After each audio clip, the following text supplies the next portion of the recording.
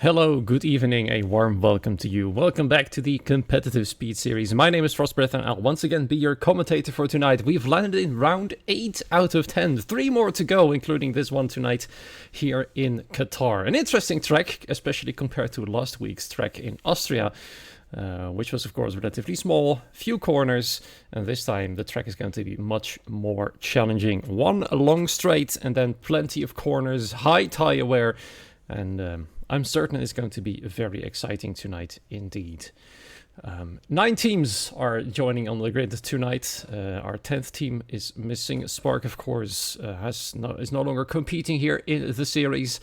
It has been replaced by the NRT team. Unfortunately, they are having some issues, so they will not be joining the grid tonight, meaning we'll be starting with 9 teams. 18 drivers tonight, and, well, technically there's still 5 teams fighting for the title of Season 2. You can see it here on the standings. Team OP currently leading by 41 points over NLR, who had a race win last week with Dwight Chow behind the wheel in the second. Haas car took the victory for the team. However, Team OP had overall a better result with Lindhard and I believe Valentino from the top of my head, or Louis Valentine, not entirely sure. Kind of forgot there. They had a better result, so scored more points overall, extending their lead slightly over Team NLR. Then there is, of course, GRS still ahead of WOR in 3rd. WOR currently in 4th. They're very close together, and Team ABS still also in the fight for the title. And technically, you could count FFC in as well. ETE still at the bottom, approaching the team that is no longer competing, so they are technically in P9 right now. Of course, they should keep up their scoring points streak in the hopes of claiming that position and maybe climbing a little bit higher, overtaking the team in 8th place. So, which drivers are competing right now? Well, for ABS, we have Harry Nuns and Matthew Bassett, both very familiar names. Harry Nuns also being the lobby host for tonight. We have for GRS one familiar name in Krithylum and a new name in Kikkerlin. I hope I pronounce it correctly. It's a bit difficult to pronounce as it's spelled Kikrlin. So Kikkerlin, I think, and I hope is the correct pronunciation of that name. Then for ERT, George Chalkley and Lapland, both who we've seen before in this season. For GS, we have Marcel Paps, the familiar name, alongside another name of Anthony Sokolovsky. I believe that's his first appearance here. I do know the name, though. For WOR, we have Ilias Psaros and Janesh Dovjan, both very familiar names for this team. And it's looking like to be a potentially good night for WOR as they try to reclaim their 3rd and 2nd positions they've had occupied during this season so far. Then we have for ETE, Romain Dishmay and Nick Bonventre, both from the USA, and one of them, of course, a new name. For Team OP, the current championship leaders, we have Sixten Lindhard. We saw him last week for the first time, taking the qualifying ban and finishing well on the podium. So well done to him. And another familiar name, but new for the team, Riyad Sproges. Then for FFC, let me actually scroll down the list here. We have Aaron Raminges and Raul Reyes. And that is actually it. Except for NLR, of course, we have for them it's Gabriel Quintino and Dwight Chow. I see we're actually waiting for Ilias Psaros. And it looks like they're actually getting a replacement who will be joining mid-qualifying. I'm not sure who it is. I haven't seen a name being mentioned. So we're just waiting for the next new driver to join the cause. So no Ilias Psaros, unfortunately, but there will be Janesh Dovjan. We're readying up as we speak, getting ready for qualifying. Don't expect any rain tonight. It would be miraculous if there was any rain coming up here in Qatar. In the dry desert, of course, the FIFA World Cup being held here as well. Last year, actually a year ago already. And it's only the 2nd real-life Grand Prix that has been held on the track so far in the actual Formula 1 season. So, now it's on the calendar here for CSS as well. Should be good. I quite like driving around the track myself. It's very satisfying when you can get this track right. And it's, while the tire wear is quite high, it's just very nice and very smooth to drive around. So let's see what the strategy is going to be. You might not hear any music anymore from the game. That's because apparently we're getting copyright striked every single time this gets uploaded to YouTube or even on Twitch. I'm not sure which one of the two. So the music is now off. Especially, of course, the race results music was the thing that got striked. We don't want that, so that's not going to happen. We're now just waiting for the drivers to ready up. Let me turn off the snow. Otherwise, it's going to be quite a strange sight, seeing snow falling in the desert. Now that would be something. YouTube hates us confirmed, right. I see that the bot has not yet announced the stream in the Discord. That might explain we only have 5 viewers. Anyway, we're on our way right now. Dwight Chow apparently is the last to ready up, choosing the tire compounds. Last week's race winner. Let's see if he can keep up the streak and claim another win tonight for the NLR team. They needed 41 points behind right now, and time is starting to run out. So there's definitely some work to do for him. And his teammate, obviously. And whoever else joins in the coming weeks for the team. There's only 2 rounds after this one. Let's have a quick look at the calendar here. There's only Japan and Abu Dhabi. So that means there's only a little time to get it done. Japan, of course, a track known for being difficult to overtake on. Then Abu Dhabi, a track known for, well, not being very popular in general. But still, it will be the finale of this season. Let's head out to track the first car out. Aaron Raminges, the first Mercedes to come out here into turn 1. They go. And I also see one of the Aston Martins. That is actually Anthony Sokolovsky.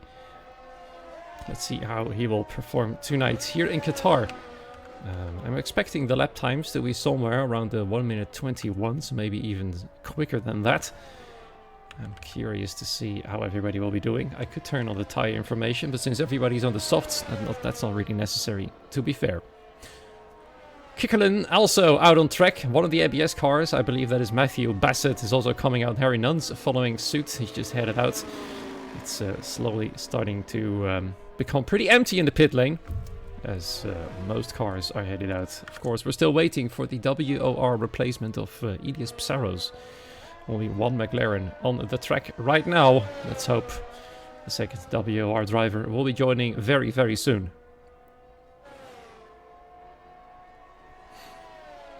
If you're in the chat and you're able to type, let me know who you think will be on pole tonight. This is an entirely different beast compared to last week. So we could see a new surprise. We also have some new names in tonight, so you never really know. We've seen some new people who joined being very quick right off the bat, and we see our WOR replacement just joining. It's Robert Dinilescu, who is going to join in the second McLaren. Sixth easy win. Right, let's see. Yeah, well, he's been pretty quick. He actually had to take a qualifying ban last week, explaining why he started from the back. He ended on the podium still. So there's some promise there, that's for sure. He's actually currently on an outlap. His teammate still in the pit lane. Riyad Sproges, a new name, of course. Let's see how Aaron Raminges is going to do. Yellow flags, obviously, in the third sector at the final corner for people slowing down. A sector of 26.486 for Aaron Raminges. Going quite wide there. Getting track limit penalties on this track is fairly easy from what I have experienced so far. Especially coming out of the next corner, turn 10. It's quite easy to just go off track, especially if you're pushing hard. But it looks like Aaron has managed it quite well. FFC is one of those teams you don't hear a lot about. They are pretty quiet during the race, pretty much in the midfield. Of course, they are also in the standings, but they're not that far off. They're just over 100 points off. Oh, too wide there, and that's the lap invalidated for Raminges. He's going to have to try again. Otherwise, it might have been a fairly decent lap to open with tonight. Let's then switch to Anthony Sokolovsky, the second driver who will be crossing the line in a moment. 16 corners on this track. He's gone wide nowhere. And then on the main straight, I've noticed that you actually run out of battery before you cross the line. There we go, a 1 minute 20.4. That's already a lot quicker than I anticipated. A 20.9 for Kikkerlin over there. Let's actually see how one of the ABS drives do. Harry Nuns has invalidated. I believe Matthew Bassett has done so as well. Yep. Both ABS cars having no lap on the board. Sixten Lindhart, there you go, fastest overall time, and actually a nice prediction. So far so good, but there's still 30.5 minutes remaining, so it could change at any time. Here we have then our last week's race winner, Dwight Chow, currently going around the track. Let's see how he's doing in the middle sector. His teammate is a few corners ahead, 53.1 in sector 2. And I will do so, Ace, no worries, have a good night.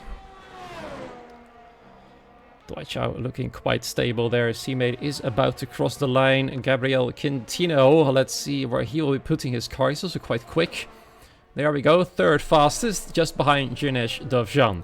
So, Dwight Chow then across the line. It is a 1 minute 20.360, just ahead of Jinesh Dovjan. So, we find the WR driver being sandwiched by 2 WO cars. We also see Robert Dinelescu about to start his hot lap. One of the last to do so, gone a little bit wide there. Thankfully the game hasn't seen that as an invalidation, otherwise the next lap would have been invalidated as well. I see George Chalkley is about to cross the line. Let's see where he's going to place himself. P8, 20.9. We have 2 drivers in 1 minute 21. So that's Raoul Reyes and Lapland at the moment. Let's see how Roman Deshmay is doing right here. His teammate is actually on a hot lap as well, just ahead. They're pretty close together. Let's hope for Roman's sake that he's not much quicker than Nick is going to be. Otherwise they might be hindering one another. And that means trouble for the team in last place in the standings right now. Nick Bonventre, I hope I pronounced the name correctly there. It sounds very French, so that's why I pronounce it in a very French way. Then of course there's this sector actually, which is very satisfying, as actually now we have Riyad Sprogis going fastest over, right? 20.0. So that begs the question, as Nick invalidates his lap, can we see a 1 minute 19 tonight? That is bound to happen. If people are going to be much quicker than that. Krataidem across the line at 35.6. Probably made some mistakes around the track at several points. Ooh, Dinelescu going way too wide, already having invalidated his lap. Returns to the pit lane, and that means the first round of hot laps is actually done. We have an OP 1-2 once again. They are definitely on the up. They had a bit of a rougher start to the season. We saw a title fight mostly between GRS, WOR, and when NLR joined, they were also starting to rank up the points. ABS, of course, having a lot of bad luck at the start of the season, slowly clawing their way up, but they're still only hanging around P5. And now we have Team OP suddenly and the lead of the standings, and now occupying the entire front row.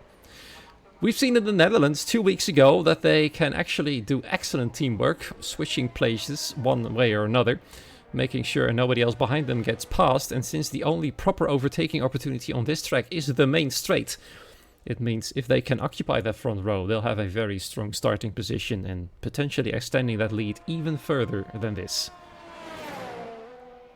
Nick will have to go back into the pit lane as his second attempt at a hot lap has also failed. Let's see, there's quite a lot of drivers without a lap time. I told you those track limits here were nasty. There's only 12 drivers with a lap and the other 6 still having to go for one.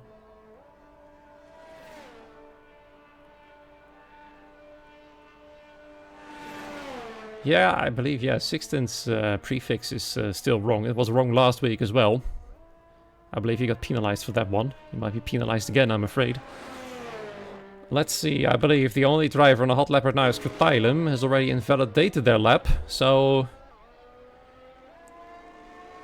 Well, nonetheless, they have improved from a 35 to a 21.3, but it's still last place out of everybody who set a lap time. That's not great. Matthew Bassett has just started one. Let's see how he will be doing. Joining on board then through turn 1, then to the left in turn 2. Nice and wide through the apex. I believe there was a tiny bit of understeer coming right out there at the corner. Through turn 3 and then to the right through turns 4 and 5. This car appears to be a little bit on the understeery side, if I'm honest. Then there is one of the Haas cars of the NLR team just ahead, moving out of the way, hopefully. Yep, nice and easy does it. Then coming up to turn 7, switching down to 4th gear over there. is going to be slightly tricky coming up next in turn 10. Let's see if Matthew can keep the car within the track limits on the power as early as possible without going over those limits. There you go.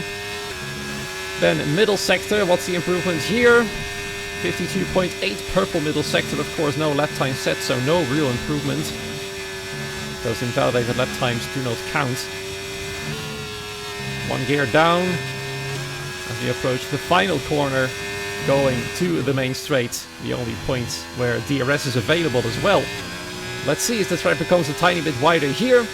Is it going to be the first 1 minute 19 of the night? Where is he going to be? It's a 20.002. How close can you get to the 1 minute 19 mark? But he is on provisional pole right now, beating both OP cars to it. Let's see if Harry Nuns can do the same. No, never mind that one. Already invalidated again. Harry Nuns on the back foot right now, as your lap time should be coming in now. Aaron Maringas this time has successfully done a lap. 20.6, P8 at the moment. His teammate Raul currently in P12 right now, I believe, on a hot lap too. Almost 2/10 quicker through the middle sector across the line. It's not an improvement. And then one of the Red Bulls, they're getting a brilliant tow as they start their hot lap. Let's see, I believe that's actually Roman Dishmay. Yes, it is. So a nice tow on the main straight will definitely benefit in the long run.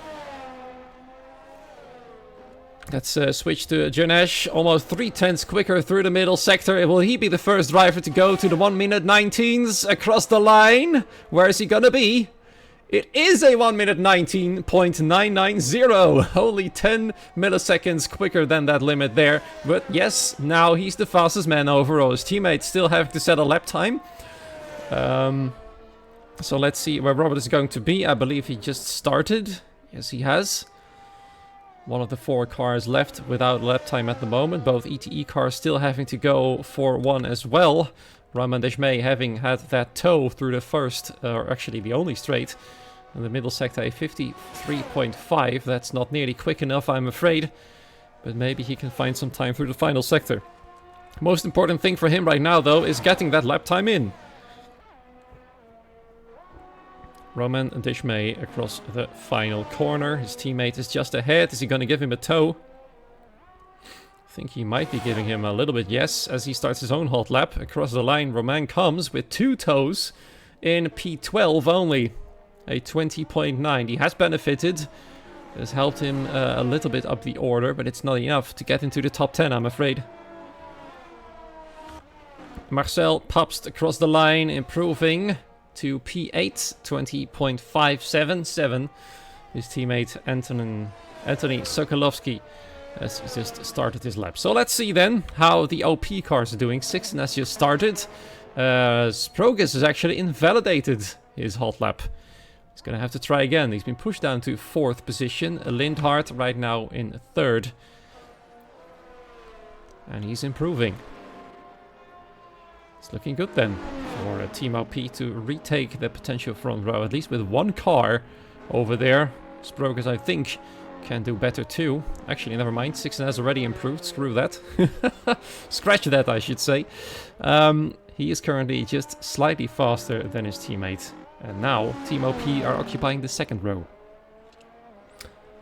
Let's see, trying to find other drivers on a hot lap at the moment. George definitely is not on a hot lap right now. Lapland, let's see. It's going quite slow there as well. So we're going to switch to Anthony Sokolovsky, who has already invalidated his. Many drivers are having troubles with the track limits tonight, as predicted. And now time is starting to run out. 2 drivers still having to set a lap time. Harry Nuns and Robert Dinilescu, the 2nd WR driver, joining in late to replace Elias Psaros, is now last of the drivers.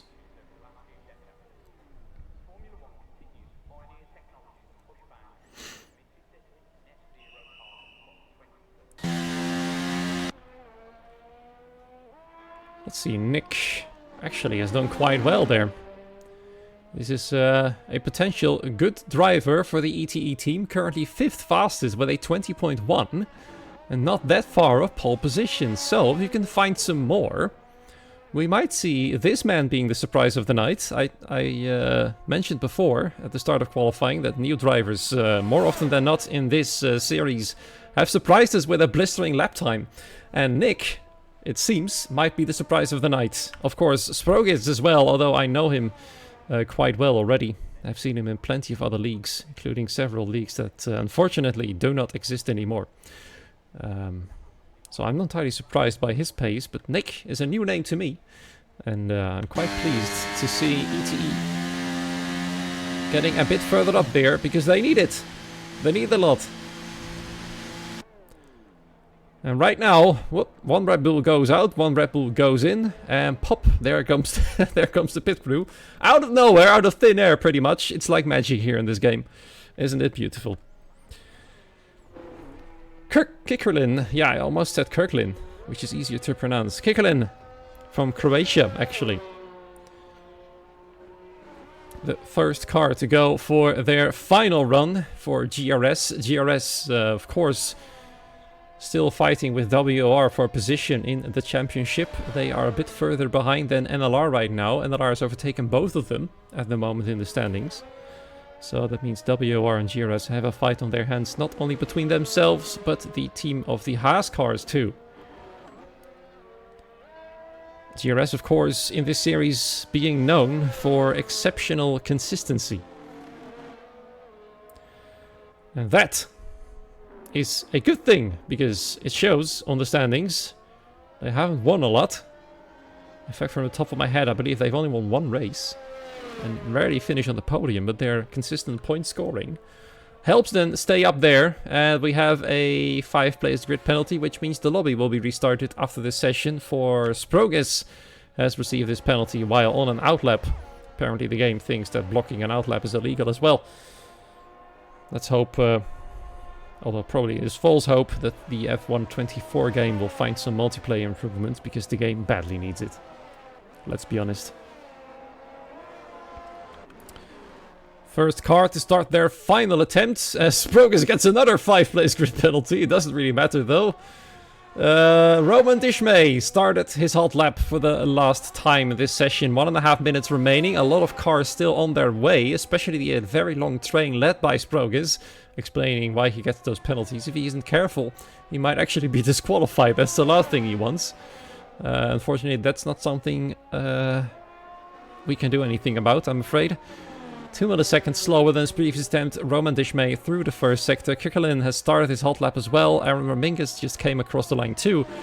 3 drivers currently on their way. Make that 4. And slowly that number will increase. Problem for Dishmay though might be the traffic that is coming up, as people are fighting for a position to get the cleanest of air here in the desert, which is already a challenge to begin with all the sand, dust and heat. But so far, Dishmay is having a nice run. But here comes the traffic! Here comes the traffic! Is it going to be trouble for him? His teammate is quickly running away, of course, making sure that he gets a clean run and a tow as well. Both ETE cars now on the main straight, and Roman Dishmay coming across the line. It is an improvement, only one position though.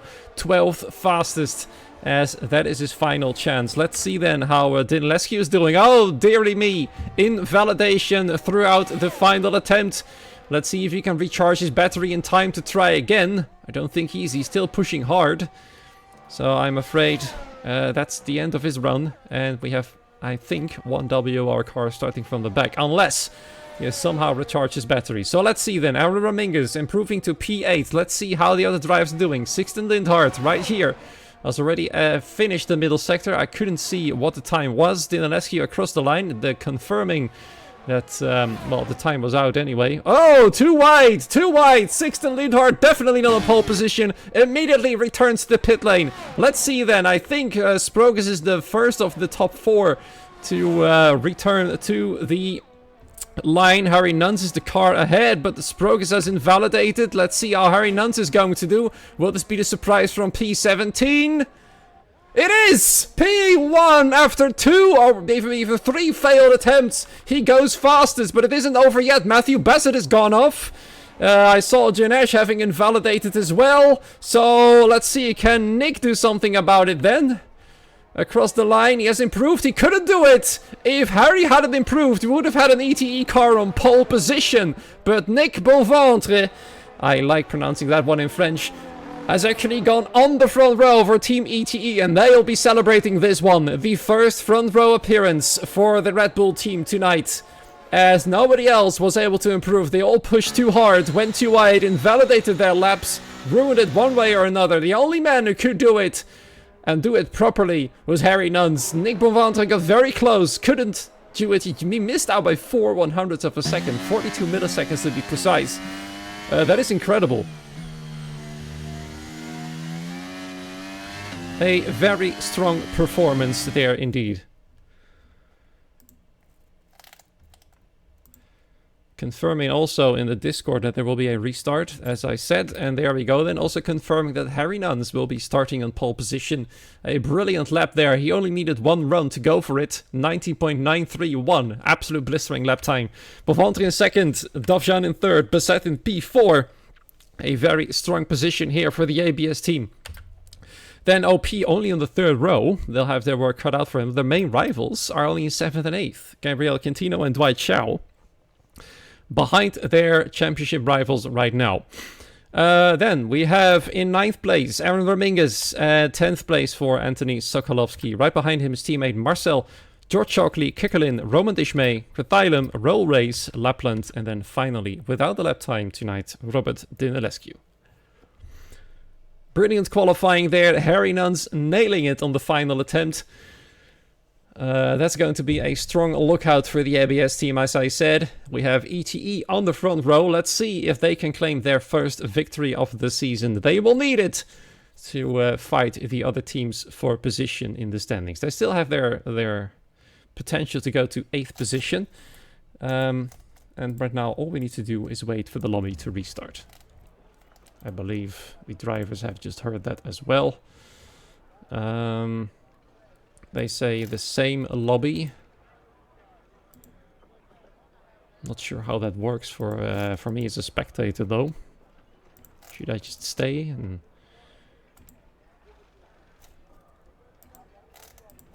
I'll just stay here. I see people leaving as well, so I probably do the same so I can rejoin on Harry's name since he's the lobby host. Once we're back, I will be coming to you with all the action for the race. 29 laps of epic racing coming up very soon. See you in a moment.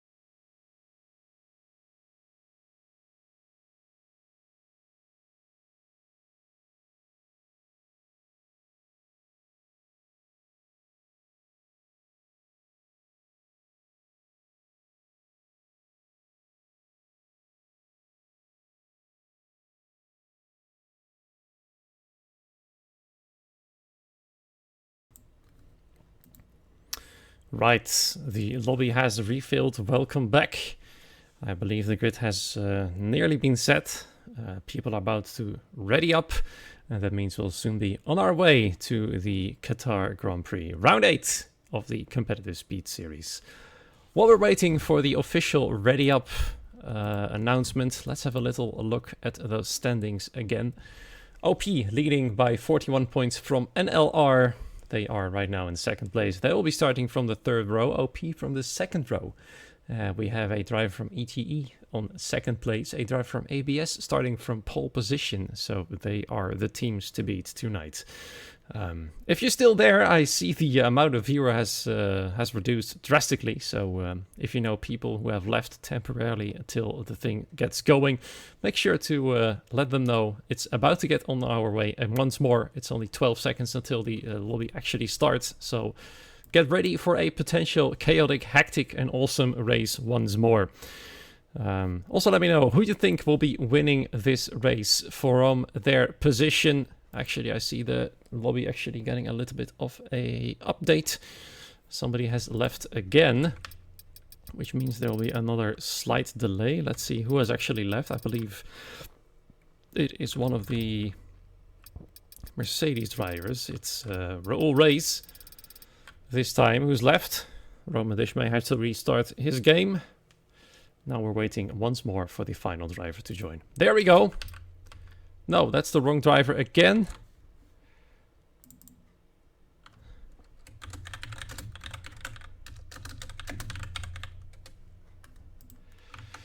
Once again, it's a teammate of mine who's joined. Oops.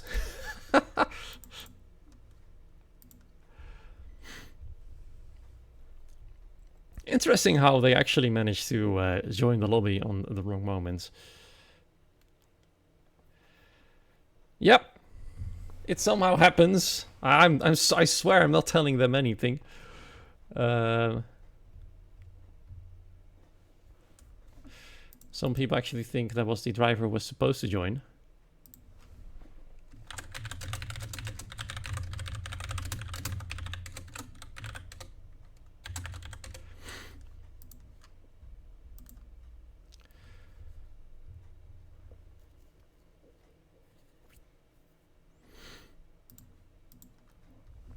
Drivers actually would love to get back on their way. We should have already started, to be honest.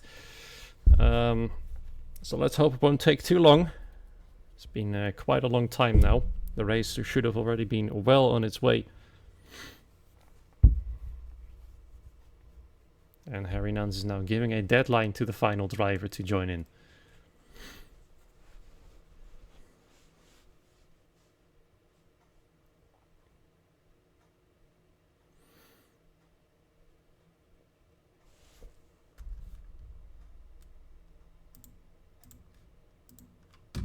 Let's turn off the snow in case I forget soon.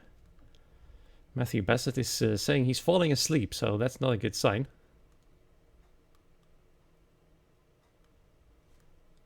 Looks like the second FFC driver is having internet issues, so I'm afraid we're starting without Raul Reyes, because I believe that is the second FFC driver.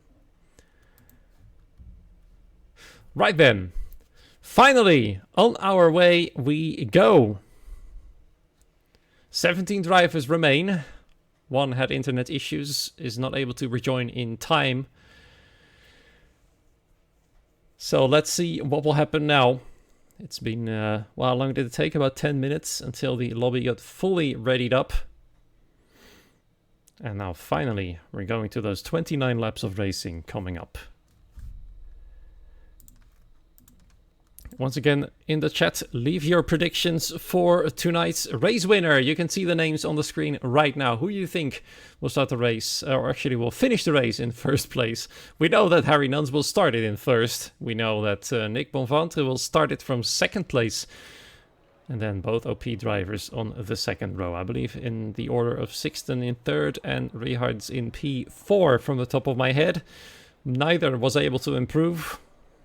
Harry was able to do with it only one validated lap. The first two of his were outside the track limits. His final attempt was the best one, the one that counted, the one that brought him pole position. So then, as you can see, we're about to get underway here in Qatar in just about a minute or so as people are getting their setups on, choosing a proper tire to start the race, and we can see some of the crowds putting their hands through the DHL signs, which is always a little bit scary if I'm honest. I also wonder how on earth they can see things from up there. You can barely see their heads coming above it. So yeah. No formation lap, of course, so the race will be on its way any second from here on.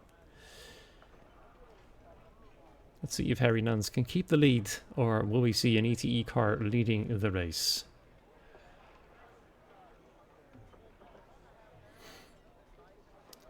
Strategy might be key here on Qatar, tire wear being very, very high. I wonder if soft to medium is possible. I highly doubt it. There we go then. Looks like the man on pole is starting on the mediums, man is second on hard tires. Let's see who gets the best start of those two. And of the rest of the field, of course, looks like Harry Nuns got away quite well. Matthew Bassett is already past. Jernej Dovjan is actually Team OP from the third row. Apologies about that one. And we nearly had an ABS 1-2. We actually do have an ABS 1-2 as Matthew Bassett moves up into second place. Nick Bonventre reduced to third place. Sixten Lindhard is moving past Jernej Dovjan, who's now fighting the second OP car. Vriert Sprogis for P6 and P5. Dwight Chow fighting with Aaron Raminges for P7. Gabriel Cantino being overtaken by the Mercedes already. And it looks like Sprogis is on a roll, trying to get past Dovjan. He has to go around the outside. Can't do it though. Tries to switch to the other outside as they go now to the right of the track here. We have a bit of a yellow flag. Marcel Paps has been left behind. Looks like Robert Dinilescu got a good start already up to 14th place, but now leaving a slight gap to the rest of the field as he's already more than 1 second outside of the next car of Cathylum. So then, ABS lead with a 1-2, the both Ferraris of Harry Nuns and Matthew Bassett. Matthew Bassett, of course, in the WR League. Just missed out on the win after being stuck behind a slower car for just a little bit too long. If you watched it actually past Monday there. So there's definitely a driver to keep an eye out on, but now we have two drivers of the same team occupying P1 and 2. So let's see if ABS can work together well from there. First lap done without any big incidents apart from Kikkerlin and Marcel Paps, who have to go into the pit lane. Let's see about those tires actually. Who started on which tires? ABS both started on the medium, so unsurprisingly they had a better start there. Oh, Sprogis and Dovjan coming together a tiny bit there. I wonder if there's going to be any damage to either front wing. Sprogis is very eager to get past Dovjan. He would really like there to get past the McLaren, as he feels he's a bit quicker. Of course, Raminges having a good start too, as he started on the mediums as well. There's only 3 drivers, and Marcel Paps is already retired to the pit lane, and Dinilescu has already got a 3-second time penalty due to track limits, only on the second lap. Now, if that is a sign of things to come for drivers tonight, we might see a lot of time penalties coming up on this race, and potentially a lot of FIA inquiries, hoping to get as many penalties removed as they can. Look at them as they turn left, then right, then left again, to get as much of the track there as possible without going outside of those track limits, which are once again very, very tough to manage here. Let's see if there's any fights coming up. I think Aaron Raminges is still on that roll. He is approaching Vriert Sprogis, who went a little bit too much on the curbs. His car got a bit wide there, and now the Mercedes is very, very close to him indeed. Sprogis though, he was trying to attack Dovjan for 5th position. Now he's a little bit on the back foot, and Aaron is on a flyer. Matthew Bassett now with the fastest lap of the race, and he overtakes Harry for the lead. No defending, of course, from his own teammate, as both drivers are trying to get away from Nick. Since tire wear here is pretty high, it will not take that long before the hard tire comes into play. I believe Nick is already on low battery. We saw the light flash a little bit as he tried to keep up with the Ferraris that are slowly but surely running away. Sixten Lindhard in the meanwhile is having trouble to keep up with the top 3. He's nearly outside of the DRS range. If he can keep it within that range in this lap, he might be able to stay with them. But only 1 DRS zone on this track might be a little bit too much for him to stay with them. He's just barely holding on, as you can see on the list. The other OP car is also barely hanging on. He's still got that Mercedes right behind him. It's looking like several trains are starting to form. The first train being the top 5. The second train being P6 all the way down to P13. And then there's the lonely GRS car of Kikkerlin all the way in the back. Lapland starting to fall behind. Dinalescu with a time penalty also behind the rest of the field in 14th place still. So Marcel Pabst has retired. We are almost done with the third lap here. And DRS is coming online right now. Many battery lights are already flashing. It's the fact that we can't show the telemetry to make sure no teams get an advantage of knowing what the other teams are doing in terms of battery strategy, potentially. Dinalescu in the pit lane probably has some damage. I also see in the chat that Riertz has damage as well. And somehow, though, is keeping it up. That probably was because of the contact between himself and Dovjan a few laps ago. You saw it happen on camera. And that has explained quite a few things. No visual damage, but there is some internal damage to the car. Most likely to the front wing, since he's kind of tapped the side of the McLaren a little bit. But as long as he can keep up, it should be fine. Although I wouldn't be surprised to see him replace his front wing during the next pit stop. As you can see through the middle sector, he is struggling. So many corners there. And so many track limits to negotiate. You don't want a penalty here, otherwise you'll rack them up very quickly.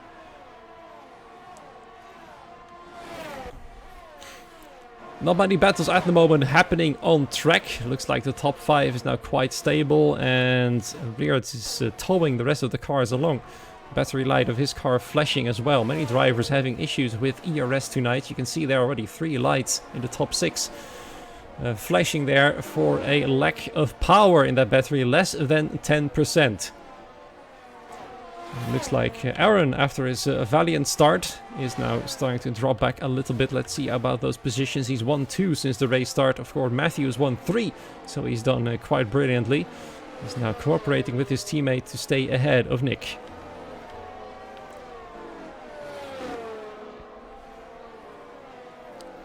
Looks like Dwight Chow is starting to approach the FFC car of Raminguez. He's getting ready to make that overtake. Of course, he needs it. He was the last week's race winner, and they are the nearest team to the OP team, who currently have a car in P4 and another car in P6. So they are a little bit better than the NLR team right now. But it's the ABS team that is working best at the moment, having a car in first and second. Meaning they'll be racking up the most points. They are about 80 points from the top of my head behind Team OP at the moment in the team standings. So they will need this strong result to make sure they keep that title fight alive for themselves. They're 5th in the standings. This result, if it stands like this, could potentially mean a lot to them, as they will close the gap quite massively where they want to. 35 points for first, and I believe 30 points for second.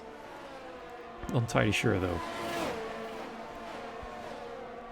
Their problem is though, this man hanging around in 3rd place, watching the cars ahead of him working together. And we also see Dwight Chow going for the overtake in turn 1, and Raminguez has to yield.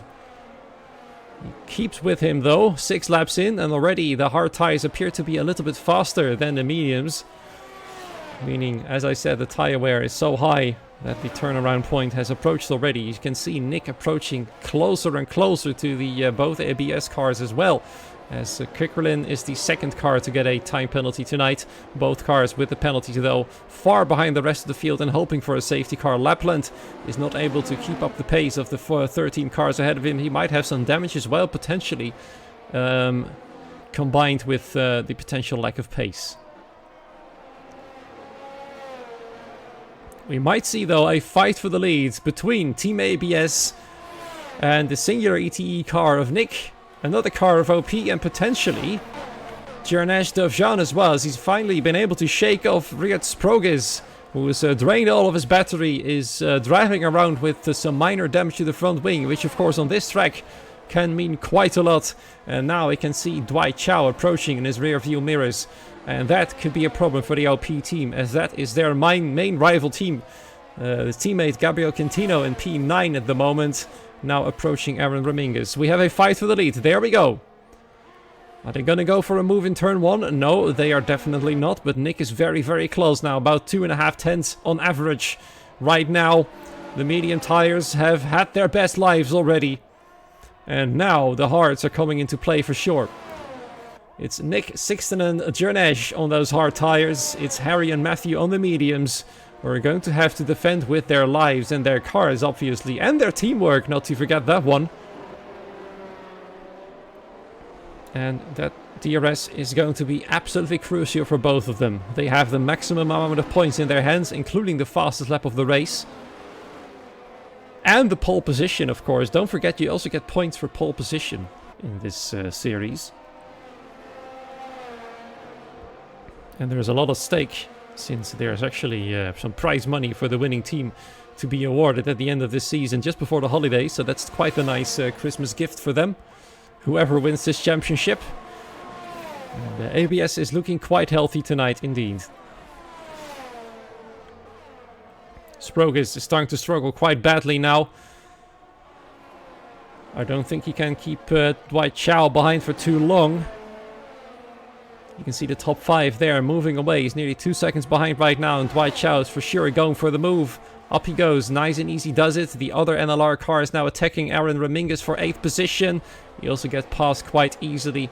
Can he go for a move on Sprogis in turn 1? He can't, he's just a bit too far back. And now Dwight Chow has got the tough job of trying to close the gap to the top 5. He's doing so quite well though, look at that. He's taken about 2 or 3 tenths in about 3 corners, including the main straight, of course, carrying that DRS as well. It looks like he's starting to find his pace despite his low battery. But since everybody's suffering from battery issues, there's not much of a difference anyway. This could be an advantage for Riyad Sprogis though, to tow along with Dwight Chow, as long as he can keep it up. He's already losing out quite badly though. Dwight Chow is pushing hard. The gap is reducing massively. He's found a lot of speed actually. Look at this. Another 4 or 5 tenths taken away from the top 5 as Romain Desmay now gets another time penalty as well. Anthony Sokolovsky with 3 seconds to his name too, as Romain and Krotailem have formed a tiny train of their own for 11th to 13th. Of course, all point paying positions. Only Kikkerlin is outside the points right now, and GRS is not looking good at all in terms of the championship fight. They were struggling last week as well, and it looks like they're slowly starting to drop off in terms of points, I'm afraid. I'm not sure if GRS is going to be in the title fight for much longer. We'll see what happens. Of course, their consistency has been important for most of this season. Let's see if they can keep that up. As Krotailem actually moves past Romain Desmay up into 11th. Anthony Sokolovsky is in the pit lane and retires. That means the entire GS team is now out of the race. Bad news for the team in green, as they've got no drivers left. Both of them think this is beyond repair, beyond saving, beyond redemption. Neither of them are in the race anymore, meaning we have 15 drivers left and all of them will be in the points in a moment.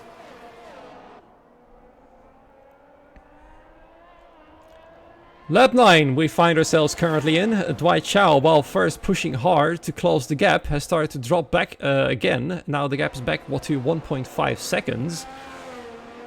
He's got his teammate behind him. I think he actually waited for his teammates to catch up. And now the NLR team is on the move. I wouldn't be surprised if this actually was on purpose, as now, as you can see, he's now closing the gap once more.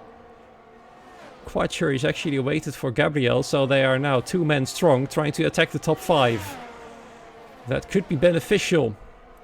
That means there'll only be the second full team to potentially fight for the win. And that means that Nick, Sixten and Janesh could be quite vulnerable. Their teammates are nowhere to be found. Riyad has damage. Romain is quite far behind right now. And there we go. The teammates overtaking one another. Gabriel Cantino now continuing the tow. And look how much they lose on the main straight. That's where they lose out so much, as all of these cars here have a double, triple, or even a quadruple tow from all of the cars ahead, meaning they lose out a lot on the main straight, both NLR cars. That's where they struggle to keep up, although through the middle sector is where they find about 7 or 8 tenths of a second. Just keep an eye on those timings. As you can see, the gap slowly starting to shrink. That begs the question, can the white team of the Haas cars catch up to the top 5? It is vital for them to do so. They've got one OP car behind them right now, but the other car of Sixten Lindhart is in 4th place and on a course for a potential podium again. That could be a viable strategy, Evensian, for Sprogis. Although that would mean nursing the tires as much as possible, which is difficult on this track with the high tire wear. We are now 10 laps done already, and we still have an ABS 1-2, although strategies in terms of pit stops could change a lot of things in that. Harry Nunn staying out of the toe of Matthew Bassett, who started 4th, now up in 1st. And Nick is indeed doing quite a nice job tonight. Potentially scoring a lot of points for the ETE team. Their first podium this season could mean a lot to them. And it could also put Nick on the map firmly for the team to put him in the car for the final 2 races coming up the next 2 weeks in Japan and Abu Dhabi.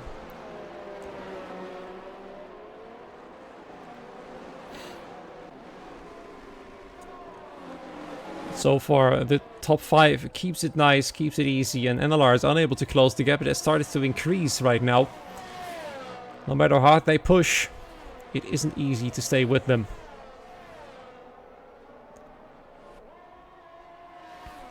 And I'm not sure an undercut is working on this track either, since the tire wear is high. They could push for a few laps, but that would mean they will pay the consequences at the end of the race. Although, to be fair, if you've got a car behind you, it's going to be more difficult for those cars behind to overtake. As you can see here, it's actually Janesh Dovjan who's going to attempt the undercut, as he's the first car to head to the pit lane for a proper pit stop without any damage. In he goes! Switching very early to the medium tires. And that means he's got a long way to cover on those tires, which might be a problem, to be fair. Maybe it's going to be a 2-stop. There we go. Janesh Dovjan to the mediums. He's got no choice. To go into the softs would have been foolish. This undercut could work coming out in the lead, but then he will have to struggle for a few laps more at the end of this race, as I said. So let's see whether that is going to work or not.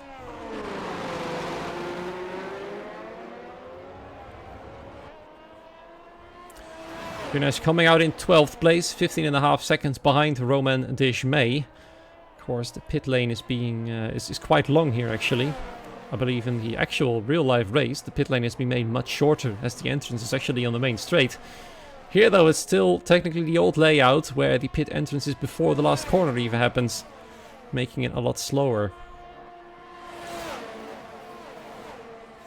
So, now we have the top 4 together. NLR unable to keep up, now the gap up to 2.8 seconds, and bad news for Sprogis as he now gets a 3-second time penalty. The damage is definitely not suiting him well. Struggling to keep the car on the track. Is he indeed going long? That's the question. We see several cars heading into the pit lane. Dwight Chow, one of them, potentially to get closer to that top 5. Matthew Bassett, the race leader, is also in for his pit stop. Going to the hard tires, finishing the race on that compound. Oh, he's hold still there. No, actually, never mind. That's a lag spike. As we now watch the pit crew going back in for a cup of coffee. Or tea, whichever one you prefer. Wouldn't suggest something alcoholic in case there's a safety car. You might just miss putting on the tire somehow. Anyway, NLR going for a bold strategy, like Janesh Dovjan has tried. Has he overtaken Matthew, though, for the lead? No, he hasn't. He's on the faster tire now, though, and he's very close behind the Ferrari. Matthew Bassett has only come out just ahead of Janesh. And now Janesh is fighting. Might he already go for an overtake? He's gone quite aggressive there. Matthew actually had to go slightly defensive against the WR driver. He's going to go for a move on the inside in turn 10. Can he make it stick, though? On the grippier tires, he has to do it, though, if he wants to keep a chance of retaining the lead here. Matthew Bassett is going to lose time with this fight and potentially miss the undercut on the other drivers. He's still got his teammate, though, in first place. What is Harry Nuns going to do, knowing that this fight is happening? They will be communicating with one another, and look at that, Harry Nuns is coming in for his pit stop as well. Those medium tires are quite done. Nick and Sixten are continuing on. Now Nick Bevandre, the race leader, the Sixten Lindhart up to second place. Gabriel's going long as well. He might sacrifice his race for his teammate Dwight, who is already gone for his pit stop. He's 4.8 seconds behind Janesh Dovjan. I'm afraid it hasn't really worked out too well. We see George Chalkley fighting with Sprogis for a position. as he goes ahead. Sprokus is not having a great day. He had a brilliant qualifying, but this damage is hampering him very, very much. Alongside that 3-second time penalty, this could not be a brilliant day for the team of OP. There we go then. Janesh Dovjan does get ahead of Matthew Bassett into turn 1. This was crucial for the WR driver. Looks like Harry Nuns is a bit further back. He's just barely within DRS range. 1 lap longer. And the teamwork would have been a bit more difficult. But now he has to catch up to Matthew Bassett to make sure they can work together to re-overtake Janesh and potentially the race lead. This begs the question, when will Nick and Sixten come in? They are not teammates, but they might want to work together as these 3 drivers are approaching rapidly. Here they are. Let's see if they're going to come in. It is Nick and Sixten. Sixten, I think, doubted there for a little bit whether or not Nick was going to come in, but they both in there right now for their potential one and only pit stop. Looks like Sixten is in quite a hurry in case Nick braked a little bit earlier. There goes Nick. There goes Sixten. More drivers in the pit lane. Gabriel as well. George going in for a pit stop too. Vertailen now fighting with Riyad Sprogus for the what is right now the lead of the race. And let's see now where Nick and Sixten are going to come out compared to the other 3 cars. There they go on the left side. Janesh Dovjan with the fastest lap of the race. But it's Matthew Bassett approaching closer and closer. He stays behind the WR car for the time being. And right now, Nick and Sixten more than 3 seconds behind these 3 cars. Of course, they had little choice. If they had come in quite early, their medium tires wouldn't have worked by the end of the race. And I wonder now what Janesh is thinking. His tires already 3 laps old. We saw the medium tires dropping up after 6 or 7 laps already. We might see ABS in a perfect position to fight for the win anyway, despite Janesh getting past and now being the effective race leader with Sprokus and Vertailen still having to come in for their tire change. However, Nick and Sixten are on the mediums. They can try and close that gap, but they have to hurry. Get those tires up to temperature quickly and potentially actually work together. Dwight Chow is connected to this small group as well, making it a threesome at the moment. There we go, Sprokus is in, Vertailen is in, and that means Janesh will now be the official race leader of this race with 15 laps going. We're over past the halfway point of this race. All 3 of them going onto the main straight. Who is going to take the lead of the ABS cars? Looks like Matthew is might potentially allow Harry to get past. Now he's going on the attack mode in turn 1. Can Janesh defend from both cars here? There's Harry Nuns. He's still there. Looked like he tried to squeeze the second ABS car, and there he is. Now a sandwich of ABS cars right here. Janesh feeling the pressure. He needs this good result though for the WR team to stay within the title fight alongside ABS. This could be a good day for both teams. Sprogus down in 12th place. A new front wing, I believe, has gone onto his car. Sixten Lindhard is dragging Nick alongside now. I think they're actually working together. Dwight Chow is following suit. He's gone in a little bit earlier. His undercut has worked well now that he's with this group and could be in for a title, or sorry, a win fight, a fight for the win, I should say, as the gap is shrunk now down to 3 seconds, just under 3 seconds right there. In the middle sector especially, these cars are making up a lot of ground with those grippier tires. Orange, or sorry, red, orange, red is what is the top 3 is made out of. And Harry Nuns is lining up Janesh for an attack for second place, meaning that they will once again be occupying P1 and 2 for the team. But Janesh is having DRS, meaning that Harry Nuns is struggling to get past. He's side by side, but just barely. Janesh Dovjan is going for a bold move on Matthew Bassett, who's losing out. He saw him coming, still got a bit surprised there, I think, as he nearly went into the McLaren there. And Janesh is leading once again. This fight could potentially be beneficial for the 3 cars that are trying to close the gap. 2.7 seconds right now. Even with the main straight, of course, they don't have that big tow from 5 cars anymore. The groups are equally big, 3 cars each. Meaning that right now it entirely depends on their pace. Sixten Lindhard is leading the second group and the gap is still shrinking. We might see 6 cars fighting for the win, including last week's race winner Dwight Chow. Matthew Bassett. He's chasing down Janesh. Janesh's medium tires in 2 or 3 laps time will be past their peak. And that might be the moment when he gets into trouble. But you never really know. These drivers, they are quick. And they are precise.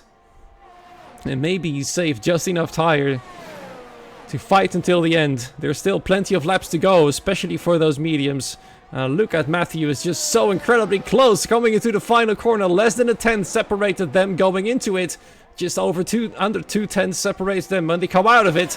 And back into the lead, Matthew Bassett go. Harry Nuns goes into the attack as well.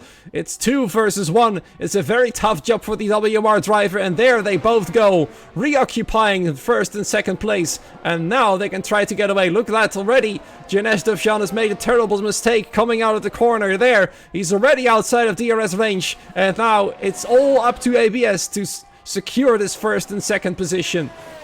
And reinvigorate their title fight for real. 1.6 seconds now to Janesh. Janesh has got no more DRS, meaning that the ABS cars can pull away from the entire field unless the safety car is going to mess up things for them. The McLaren is doing all in its power to keep up, but the gap is slowly but steadily increasing. Meanwhile, the cars behind are getting closer and closer. Gabriel Quintino is joining this group. He's about to do it. He's getting within that second. I think Dwight Chow was just allowing his teammate to get within a DRS range because once again, if they've got 2 cars fighting for that win, it's going to be a much stronger way to fight it. And Janesh is going to miss out on DRS. Let's see if it's true. Yep, there we go. And if he isn't going to be much quicker than this, it means that ABS is going to move away from the entire field. Look at that, the gap has already increased to 1.4 seconds, 1.3 seconds pretty much. Gaining 3 tenths on the main straight alone. And it looks like Dwight Chow and Gabriel Quintino suddenly have lost out quite a lot. Especially Dwight. Is all the tires, already the mediums are starting to give in. And now it's up to Gabriel Quintino once again to catch the rest of the field. It would be a terrible shame if they can't do it once more. That means their strategy hasn't worked out. This is where they will have to do it. If they can't connect to the group ahead, it means their potential fight for the win could be over. Now George Chalkley with a 3-second time penalty, currently in P8. We haven't seen much from the drivers behind P1 through P7. Oh, dearie me, speaking of which, we now have Aaron Raminguez off the track. He was having a brilliant start on those meetings, but then they gave up quickly, and now he's dropped outside of the top 10. He will still score points, but it's not looking good. Not anymore, at least. Has Gabriel secured a DRS? No, he hasn't. Dwight Chow is falling back too. We see Sixten Lindhard overtaking Janesh. We see Nick going for it as well. And now Janesh is the one dropping even more positions. His podium aspirations potentially gone. And once again, we see Sixten Lindhard in 3rd place. 1.6 seconds behind the race leaders. And ABS is doing a brilliant job of controlling the race tonight. There's no other words for it.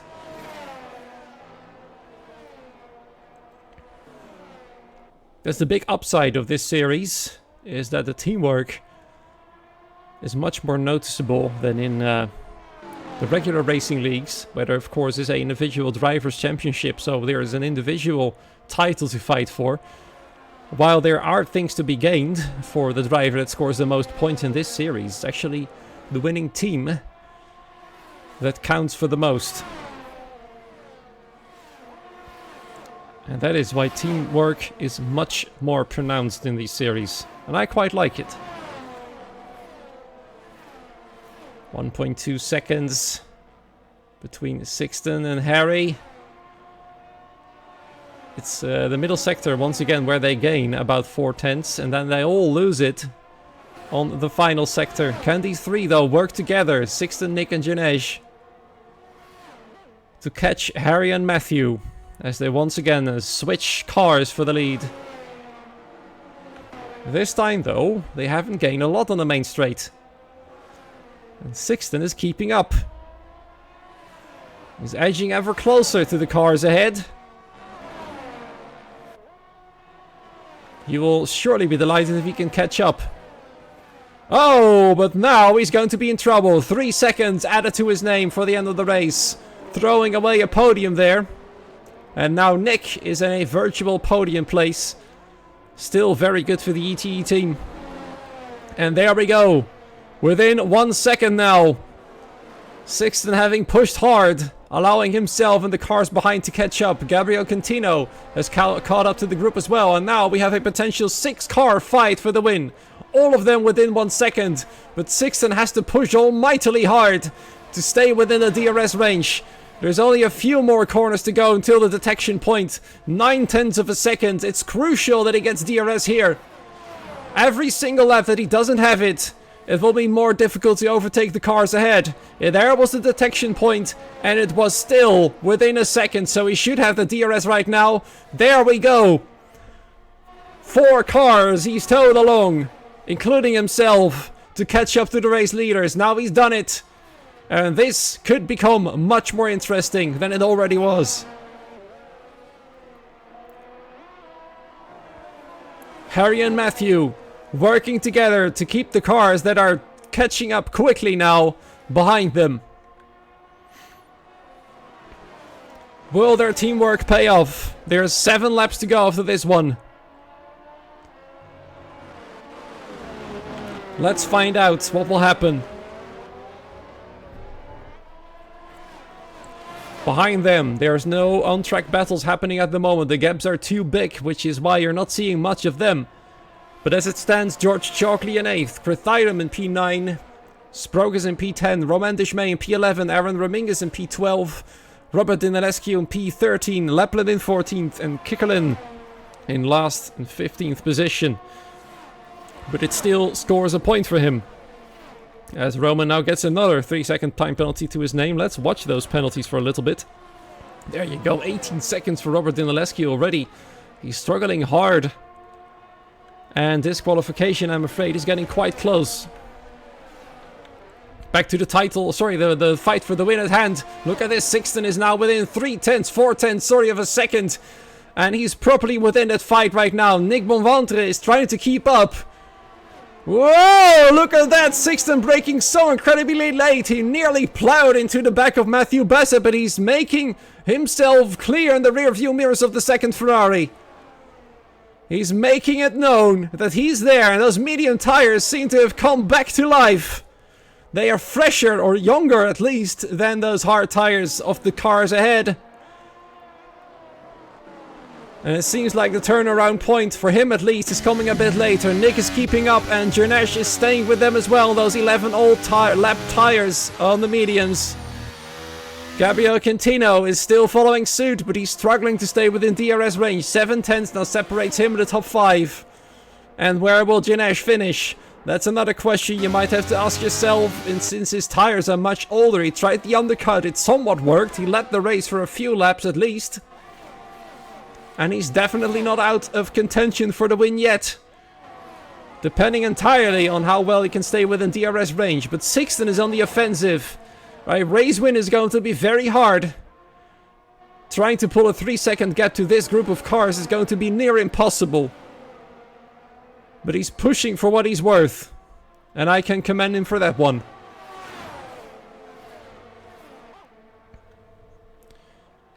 There he goes. He's going to go with the offensive. He stays behind, probably trying to save some battery for the final few laps of the race. There's no flashing lights anymore, only from the race leader, Harry Nuns. And Sixten has seen it. How will the ABS team work this one out? How well will they work together here? How will the race engineers, if they are there tonight, support them? Whoa, was it a bump there from Sixten to Matthew's rear? Might have been a tiny bit, but it looks like through the middle sector, Sixten appears to be quite a bit faster than at least Matthew is. But the problem is, overtaking here is very, very difficult indeed, unless you're really close. And that means less than 0.2 of a second, and he isn't. He's just outside of that. In the meanwhile, Nick and Janesh are patiently waiting behind. Gabriel is starting to lose sight of the top 5.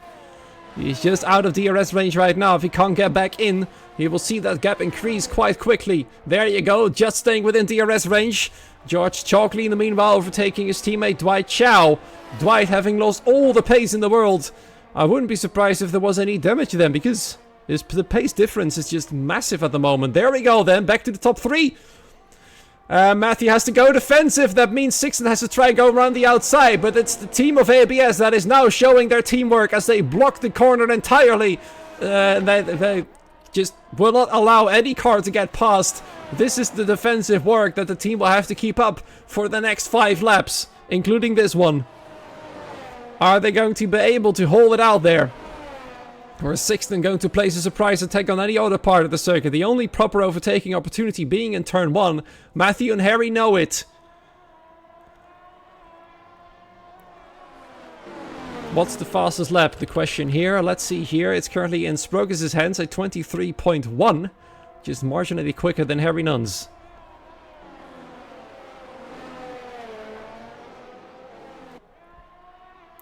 The fight for the win is properly on, even though Sixten is unlikely to win it.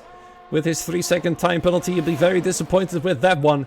But it is crucial, and he knows it, that the OP team scores as many points as they possibly can compared to the other title-fighting teams.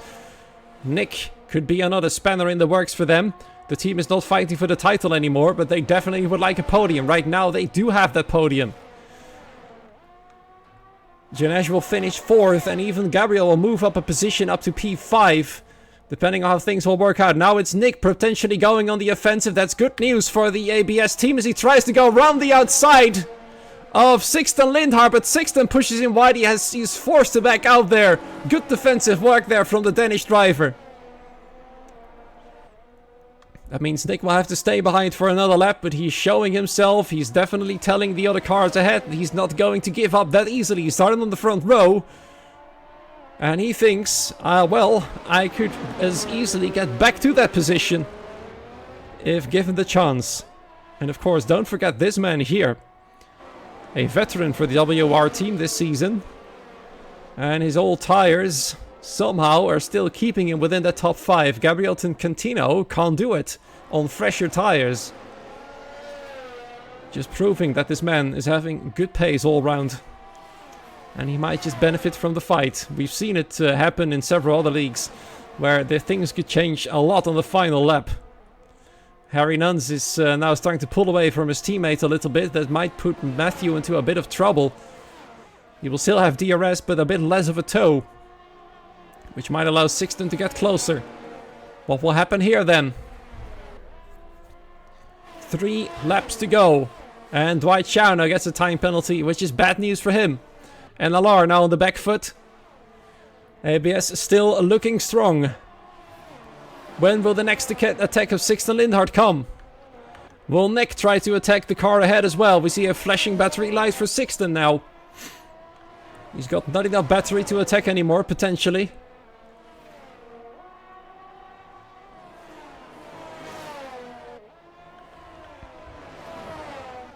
A bit further back, we see Dwight Chow still fighting with George. Let's see how their penalties are. 6 seconds for George to 3 for Dwight, which still means he will finish 7th. 21 seconds for Dinilescu. A disqualification now getting very close. I think the next penalty will mean the end of his race. And interestingly, no big incidents on this track so far. A bit of bumping at the start of the race. 2 cars having to go for a wing change, then Sprogus as well. Which is why he's only in 9th right now. I'm sure he would have been in this fight as well if his car was alright. I wouldn't be surprised even if he was in for the fight for the win. And there we go, another 3 seconds for Dinilescu. Is that the end of his race? He's still going actually. And there we go.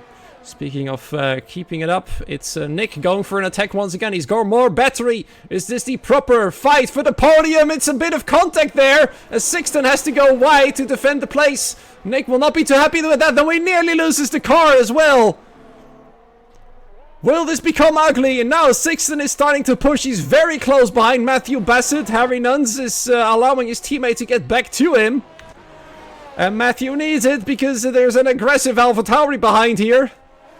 Is he going to go for a dive bomb on the inside? I think he could have gone for it, but he didn't go for that one. There's 1.5 laps remaining. The opportunities are running out quickly now. Of course, it won't help him anything.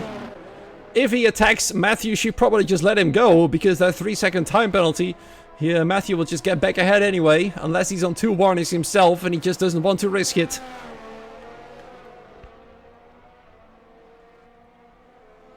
Time is running out for the cars behind the ABS team to win this race, and it looks like Harry is starting to push hard now through the middle sector. He's quite a bit quicker than Matthew. Matthew knows that he can allow the Sixten past if he is careful himself on those track limits. There we go then. Another going on the main straight. Is Sixten going for the move here? Ramingus with a 3-second time penalty this time. It looks like Sixten is too far back to go for it. Matthew still having DRS on his teammate. Final lap is now running. 5 cars within a second of each other. But I think it's almost safe to say that ABS has got this covered. A 1-2 for the team. I think that's the first of the season for any team to finish first and second after the race. We've seen a front row lockout, and now we're going to see a 1-2 finish.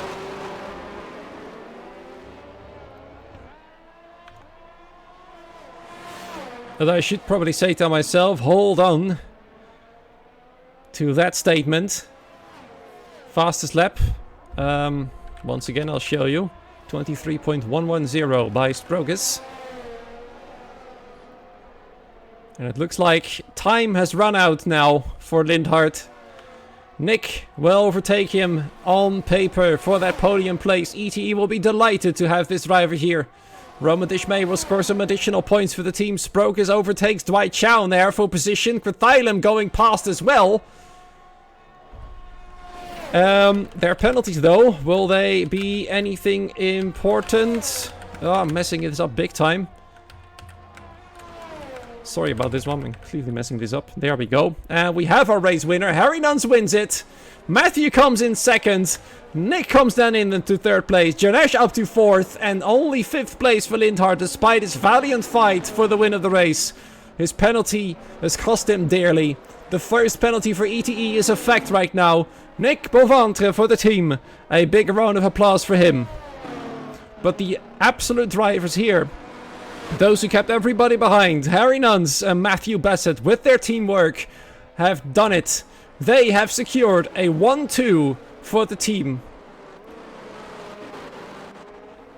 Sprogus finishes in 9th place, Krathylum in 7th, some points at least for GRS, but not a great day for their title fight.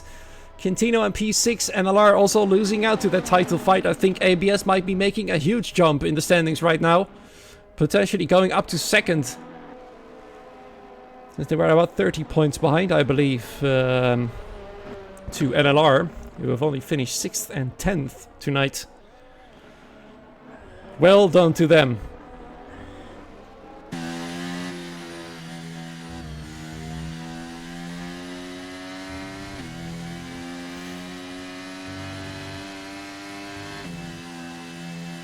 Thailand being awarded driver of the day. We haven't seen much from them. I believe, at least compared to their starting position, they did quite decently. So let's see then how things have turned out to be. From 15th to 7th, not too shabby. Harry Nuns winning it, Matthew Bassett in 2nd, Nick Moventre in 3rd, Janesh Dovjan in P4 then, missing out on that podium. Sixten Lindhart in P5, Gabriel Contino in P6, Krathylum finishing 7th for GRS. ERT then, their best driver in P8. Riyad Sprogus in P9, Dwight Chow in 10th, Roman Dishmay in P11, Aaron Ramingus in P12. Lapland now with the fastest lap of the race. having stolen it from Sprogis there. Some extra points there, at least 1 point for ERT. Robert Dinilescu in 14th, despite their massive penalties he's received, 27 seconds. Kikkerlin in P15, and then 2 non-finishers in Sokolovsky and Marcel Pabst. And of course, for the league's sake, this list of tire changes, as you can see, Dinilescu and Lapland going for the soft tires at the end of the race, trying to go for the fastest lap both. Lapland, though, succeeded with it. 17 milliseconds between the top 2. It doesn't matter, though. It's both ABS cars. And they have done quite well to secure that win. Big point for ABS tonight.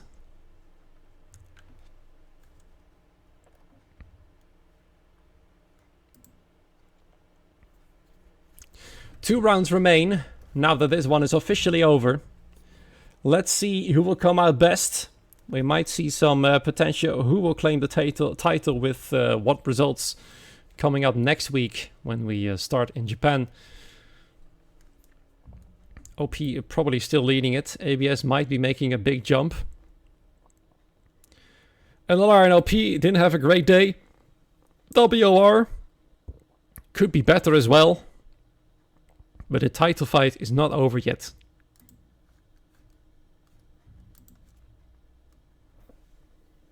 A great PC debut is set in the Discord. Checked for Nick Bonventre. He said not bad for first race on PC, which makes his podium position even more impressive. I think ETE will happily give him another chance in the car next week. Anyway, that actually concludes tonight's broadcast. In case you're wondering why is there no interviews, well, for the past every race actually, I believe I only had one interview with one driver throughout the entire season. So, yeah, I'm not doing those anymore, I'm afraid. Thank you so much for joining. It's been a brilliant race, a good fight for the win, excellent teamwork by the team of ABS. Thank you for joining once again. Have a good morning, afternoon, evening, wherever you are. See you next week. Japan, same place, same time. Goodbye.